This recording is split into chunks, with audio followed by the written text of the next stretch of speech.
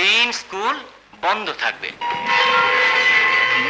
আমি কি এখান থেকে কোনোদিন বেরোতে পারবো না। ছুটির ঘন্টায় ছোট্ট শিশু শিল্পী, তার নাম কি? এটা কোনো কথা?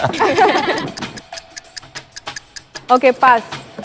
সাব্বির ভাই, আইরিন তোমার জন্য রেডি, তোমার জন্য ক্লিপসটি হচ্ছে আগামীকাল থেকে 11 দিন স্কুল বন্ধ থাকবে।